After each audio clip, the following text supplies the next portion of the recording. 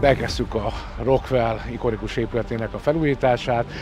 Ebben alapvetően a funkció nem fog változni, tehát étterem és szórakozóhely, a funkció közösségi térrel egybekötve. Ugye az emeleten egy minden igényt kiszolgáló 1000 adagos konyha fog megvalósulni, és a közösségi tereket úgy alakítjuk ki, hogy minden technikai felszereltséggel konferenciaterem kerül kialakításra, ami azt jelenti, hogy bármilyen ilyen típusú rendezvényt a legmagasabb színvonalon fogunk tudni kiszolgálni.